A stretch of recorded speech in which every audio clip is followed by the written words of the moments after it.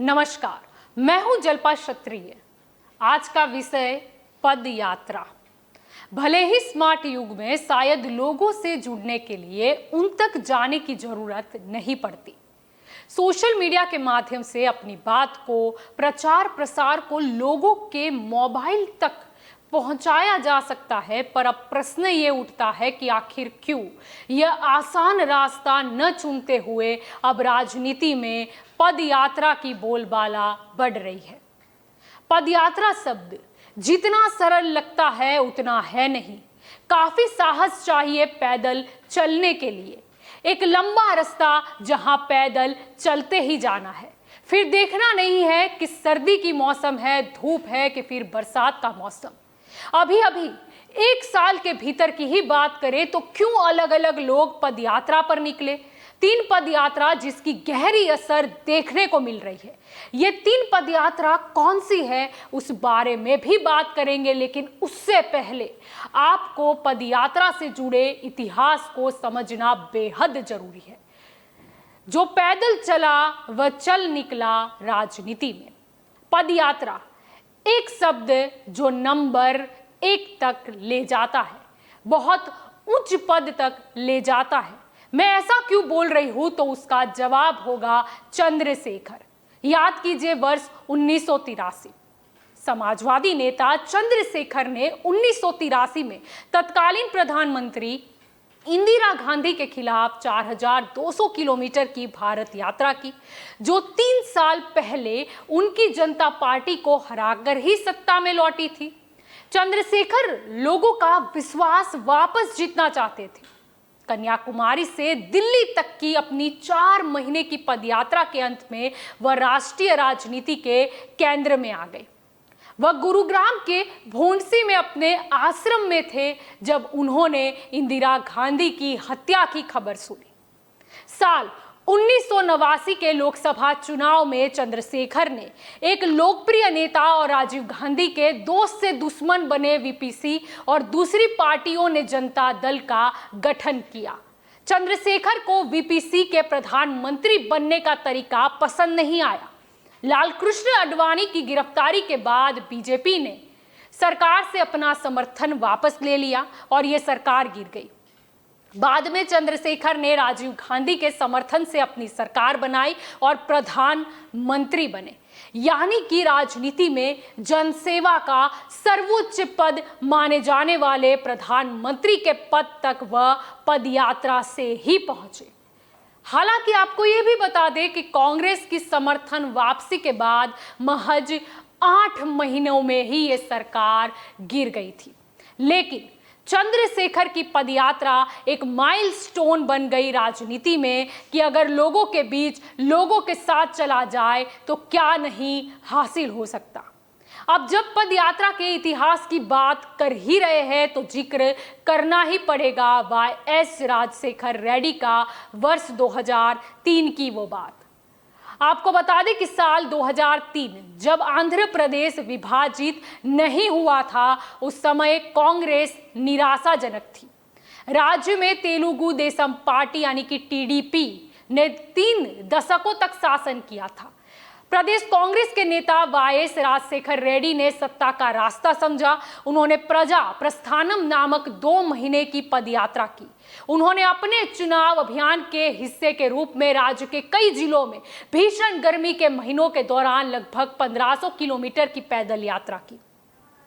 बड़े पैमाने पर जनसंपर्क कार्यक्रम ने लोकप्रिय भावनाओं को उलट दिया और चंद्रबाबू नायडू के नेतृत्व वाले टीडीपी के शासन को समाप्त कर दिया। रेड्डी ने मई 2004 में मुख्यमंत्री के रूप में शपथ ली और 2009 में विधानसभा चुनाव भी जीते। हालांकि उसी साल एक हेलीकॉप्टर हादसे में उनका निधन हो गया, लेकिन वाई.एस. राजशेखर रेड्डी की पदयात्रा काफी सफल रही थी। ये एक और उदाहरण की पदयात्रा व लोक चाहना प्राप्त करने का, लोगों से जुड़ने का सबसे अच्छा रास्ता है। अब बात करते हैं चंद्रबाबू नायडू वर्ष 2014 की। साल 2004 में वाई.एस. राजशेखर रेड्डी की पदयात्रा ने चंद्रबाबू नायडू को हराया था। उसके बाद 2009 में भी उन्हें हार का सामना करना पड़ा। उसके बाद टीडीपी नेता नायडू ने भी साल 2013 में वही रणनीति अपनाई। नायडू ने 208 दिन की 2800 किलोमीटर की पदयात्रा की, जिसे वास्तुना मिकोजम, मैं आपके लिए आ रहा हूं का ये नाम दिया था। इस यात्रा ने चंद्रबाबू नायडू को प्रदेश की राजनीति में पुनः स्थापित कर दिया। यात्रा के दौरान नायडू जनता के बीच खोई हुई अपनी पकड़ को फिर से स्थापित करते हुए नजर आए। साल 2014 के विधानसभा में उनकी पार्टी सत्ता में आई।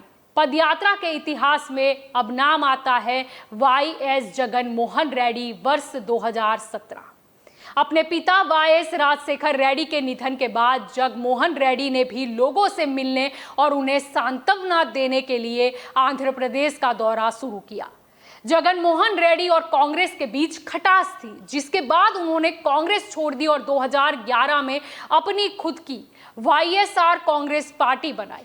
साल 2012 में जब कांग्रेस केंद्र में थी, तब जगन को भ्रष्टाचार के आरोप में गिरफ्तार किया गया था। 2014 के चुनाव में जगनमोहन रेड्डी की पार्टी चुनाव हार गई, लेकिन वह नेता प्रतिपक्ष बने। उसके बाद जगन ने आंध्र प्रदेश में 3648 किलोमीटर लंबी पैदल यात्रा की शुरुआत की, जो 341 दिन तक चली।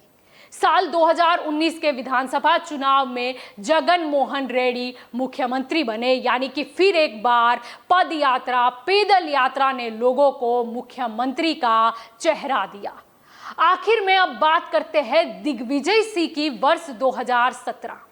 कांग्रेस के सीनियर नेता और मध्य प्रदेश के पूर्व मुख्यमंत्री दिग्विजय सिंह ने 2017 में राज्य में नर्मदा नदी के किनारे 3300 किलोमीटर की यात्रा की।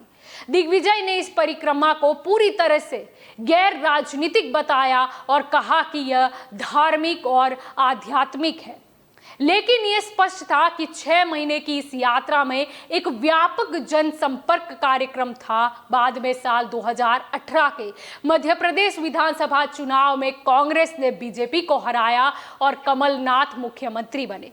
लेकिन बाद में ज्योतिरादित्य सिंधिया की बगावत ने बीजेपी को सत्ता दिला दी। खैर, दिग्विजय की इस यात्रा ने कांग्रेस को राज्य में पुनर्जीवित किया और सत्ता भी दिला ही थी। अब ये तो इतिहास की बात हो गई। अब मैं जो शुरुआत में बात कर रही थी कि स्मार्ट युग में लोगों से सिर्फ सोशल मीडिया के माध्यम से न जुड़ते हुए पद यात्रा पर अलग अलग लोग क्यों निकले, 3 पद यात्रा काफी सुर्खियों में रही। सबसे पहली पद यात्रा की बात करें तो राहुल गांधी की कन्याकुमारी से कश्मीर तक की भारत जोड़ो यात्रा। इस यात्रा का उद्देश्य बड़ा ही साफ था। उद्देश्य था नफरत छोड़ो, भारत जोड़ो। लोगों के साथ जुड़ना, लोगों से बातचीत करना, उन्हें सुनना, लोगों के बीच रहना। अब फायदा क्या हुआ पद यात्रा का? तो फायदा ये हुआ कि राहुल गांधी की नॉन सीरियस नेता की छवि जो उनके विरोधियों द्वारा बनाई गई थी, वो दूर हो गई।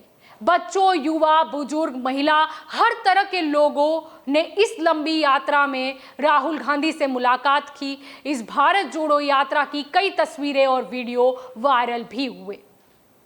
बरसात में भीगकर राहुल ने जब भाषण दिया, कभी कड़ाके की ठंडी तो कहीं धूप, हर परिस्थिति से गुजरकर राहुल गांधी ने ये साबित किया कि वह जब कोई उद्देश्य से निकले हैं, ठान लेते हैं, फिर परिस्थिति चाहे कोई भी आए, वह डगमगाते नहीं हैं और न कभी भी ऐसा होगा। राहुल गांधी भारत के दक्षिण से उत्तर तक, यानी कि नीचे से ऊपर क्या पदयात्रा पर निकले कि कांग्रेस का ग्राफ भी नीचे से ऊपर जा पहुंचा, जिसका उदाहरण कांग्रेस की चुनाव में हो रही जीत है।